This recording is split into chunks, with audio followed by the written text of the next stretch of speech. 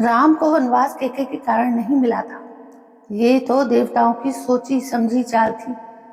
इस पर विचार करें तो सभी महान महाकाव्यों की पटकथाएं देवताओं द्वारा लिखी गई थी और उनकी महान कथाओं को इस धरती पर क्रियान्वित किया गया था। हर किरदार, हर भूमिका जिसे ईश्वरीय हाथों ने बड़ी सावधानी से गढ़ा है, इस नश्वर रंगमंच पर नियति की धुन पर नाचता है। उनमें से धर्म के रक्षक भगवान विष्णु ने इस धरती पर अवतार लेने की शपथ ली थी। जब भी दुष्ट शक्तियां अपना क्रूप सिर उठाएंगी और धर्म को खतरा होगा, और इसलिए त्रेता युग में वे रावण और अन्य राक्षस शक्तियों को खत्म करने और इस धरती पर धर्म की स्थापना करने के लिए राम के रूप में प्रकट हुए। फिर भी भाग्य ने एक चतुराईपूर्ण मोड़ लिया। राम, जो राज सिंहासन के उत्तराधिकारी थे और जिन्हें राजमुकुट मिलना तय था, भाग्य के चतुर हाथों से जंगलों की ओर धकेल दिए गए। राम का जन्म राजा दशरथ के बड़े पुत्र के रूप में हुआ था और युवराज होने के नाते इस बात की कोई संभावना नहीं थी कि वे असुरों का नाश करने के लिए वन में जाएंगे। राम को वन में निर्वासित करने के लिए देवी सरस्वती स्वयं मंथरा की जीभ पर बैठ गई, जिसने कैकेयी को राजा से वरदान मांगने के लिए प्रेरित किया। कैकेयी ने ऐसे वरदान मांगे जिसके कारण दिल दहलाने वाले परिणामों की एक श्रृंखला शुरू हो गई। राजा दशरथ, जो अपने बेटे को बहुत प्यार करते थे, राम के 14 साल के वनवास के दुख में डूब गए और उनकी हो गई मृत्यु। फिर भी इस तूफान के बीच सम्मान और ईमानदारी के प्रतीक भरत का जन्म हुआ। उन्होंने अपने लिए बनाए गए सिंहासन पर पीठ टिकाने से इनकार कर दिया, यह कहते हुए कि यह उनके सबसे बड़े भाई राम का है। अपने अडिग सिद्धांतों के प्रदर्शन में उन्होंने न केवल सत्ता की कुर्सी की निंदा की, बल्कि अपनी मां की भी निंदा की। क्या हमें कैकेयी और मंथरा पर दोष लगाना चाहिए या उन पर दया करनी चाहिए? भाग्य की डोर ने उन्हें कठपुतलियों की तरह खींचा। अदृश्य हाथों ने उनकी भूमिका तय की। इस जटिल नाटक में कैकेयी सबसे बड़ी हारी हुई महिला के रूप में उभरती है। उसका बेटा भरत राजगद्दी से विमुख हो गया, उसके पति की मृत्यु हो गई और जिस जनता पर उसने शासन किया था वही उसके खिलाफ खड़ी हो गई। अब कैकेयी और मंथरा के जीवन की कहानी पर विचार कर। कैकेयी के शासक राजा अश्वपति की पुत्री थी। राजा के पास प्रकृति से एक अनोखा उपहार था। पक्षियों की फुसफुसाहट उनके लिए गुप्त भाषा की तरह स्पष्ट थी, लेकिन एक शर्त ने इस कौशल को छायांकित कर दिया। इन पक्षियों के शब्द कभी भी उनके लिए होठों से नहीं निकल सकते थे, क्योंकि ऐसा करने का मतलब था मृत्यु। एक बार राजा अपनी रानी के साथ एक पेड़ के नीचे बैठा था। हंसों का एक जोड़ा पेड़ की शाखाओं पर बैठकर बातें कर रहा था। हंस अपनी पत्नी को एक बहुत ही मजेदार कहानी सुना रहा था, जिसे सुनकर राजा हंसने लगा। राजा की हंसी सुनकर रानी ने भी उसका कारण जानना चाहा। राजा का धैर्य जवाब दे गया और वो बहुत क्रोधित हो गई। राजा ने गुस्से में आकर रानी को अपने राज्य से निकाल दिया। अपने बच्चों को बुलाया और उसने कहा कि वे अपनी मां के बिना जीना सीखें। उसने कैकेयी की देखभाल के लिए मंथरा को उसकी शासिका और विश्वास पात्र नियुक्त किया। आप सोच रहे होंगे कि कैकेयी और मंत्र दोनों मिलकर दुष्टता के प्रतीक हैं। महाकाव्य रामायण उसके असली खलनायक। खैर, मेरा सुझाव है कि आप जल्दबाजी में किसी निष्कर्ष पर ना पहुंचे। इस कहानी में आपकी सोच से कहीं ज्यादा कुछ है। कैकेयी की मां को विदा करने के बाद समय बीतता गया। फिर एक दिन राजा ने कुछ पक्षियों को देवताओं की एक विशेष योजना के बारे में बात करते हुए सुना। यह योजना राम के बारे में थी, जो सभी बुराइयों से लड़ने के लिए जन्म लेने वाले थे। लेकिन एक बड़ी समस्या थी।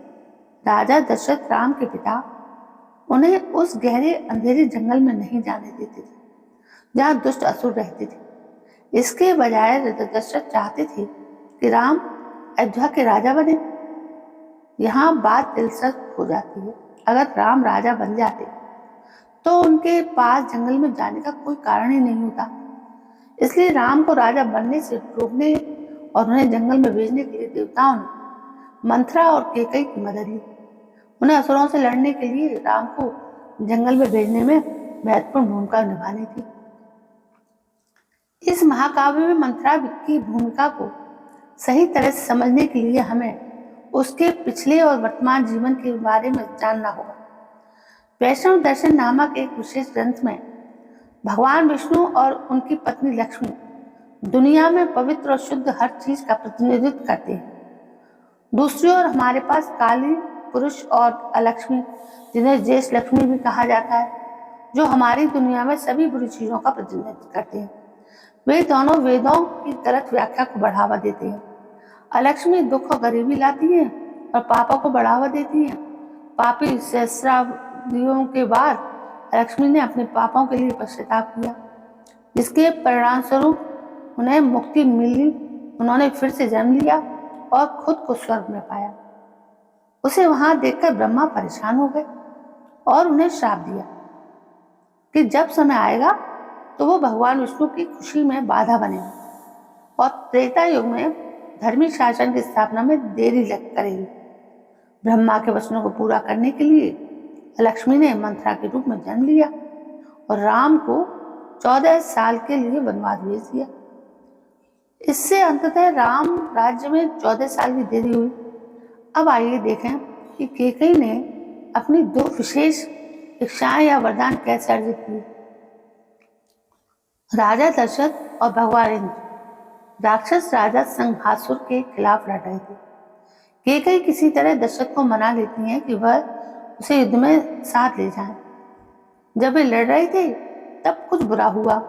दशरथ के रथ का पहिया टूट गया और संहासुर का एक तेज बाण दशरथ के कवच से टकराकर उनकी छाती में जा लगा। केकई ने जल्दी से जल्दी टूटे हुए पहिए को ठीक किया और रथ को युद्ध की अराजकता से दूर ले गई। उसने दशरथ के घावों की देखभाल की और उसे ठीक होने में मदद की। दशरथ उसकी बहादुरी से बहुत प्रभावित हुए, इसलिए उन्होंने उसे धन्यवाद देने के लिए दो विशेष इच्छाएं दी। हालांकि केकई ने उन इच्छाओं को बाद के लिए बचाकर रखने का फैसला किया। उन्हें तुरंत नहीं मांगा। राम केकई की आंखों के तारे थे। वो उन्हें अपने बेटे भरत से भी ज्यादा प्यार करते थे। हालांकि देवताओं के पास एक योजना थी।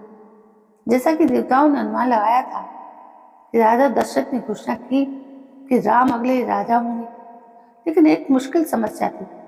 अगर राम राजा बन गए तो वे राक्षसों का नाश करने के लिए जंगल में कैसे जाएंगे। उनका जन्म ऐसा करने के लिए हुआ था। तभी देवता मदद के लिए देवी सरस्वती के पास गए।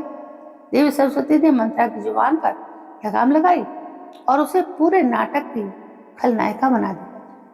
मंत्रा ने केकई के मानस से खेलना शुरू कर दिया और उसे असुरक्षित महसूस कराया। उसने कहा, सुनो, जब राम राजा बनेंगे तो कौशल्या को राजमाता की तरह माना जाएगा और तुम्हारा बेटा भरत हमेशा राम के शासन में रहेगा, लेकिन तुम इसे बदल सकती हो। बस अब अपने दो वरदान मांग लो। भरत को राजा बनाओ और राम को 14 साल के लिए वन में भेज। केकई इस योजना में फंस गई। वो मंत्रा की बात मानकर राजा दशरथ के पास वरदान मांगने गई। राजा दशरथ को बहुत दुख हुआ। उनके पास इसके अलावा कोई विकल्प नहीं था और यह दुख उन्हें बहुत परेशान कर रहा और कुछ ही दिनों में उनकी मृत्यु हो गई।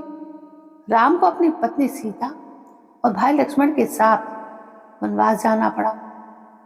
अब केकई को झटका लगने की बारी थी। भरत, जो कि केकई का अपना बेटा था, ने राजा बनने से साफ इनकार कर दिया। उसका मानना था कि राम, जो कि उसका बड़ा भाई था, राजगद्दी का हकदार था। भरत ने यह भी कहा कि वो अब केकई को अपनी मां नहीं मानता।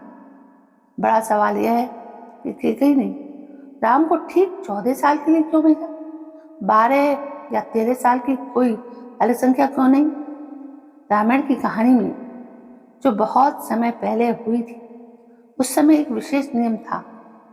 इसके अनुसार अगर कोई राजा 14 साल के लिए अपना राज्य छोड़ देता है तो वो राजा होने का अधिकार खो देता है। अगर वो बाद में वापस भी आता है तो वो सिर्फ इसलिए राजा नहीं बन सकता क्योंकि वो राजघराने में पैदा हुआ हो। कैकेयी को इस नियम के बारे में पता था, इसलिए उसने राम को 14 साल के लिए दूर भेजने के लिए कहा। इस तरह अगर राम वापस भी आ जाते हैं तो भी वो अपने शाही वंश के कारण राज्य का अपना अधिकार नहीं जता सकते। इसी तरह द्वापर युग में भी एक नियम था जिसके अनुसार 13 वर्ष के बाद राजा को अपना साम्राज्य खोना पड़ता था। यही कारण था कि दुर्योधन ने पांडवों के लिए 12 वर्ष का वनवास और 1 वर्ष का अज्ञातवास मांगा था।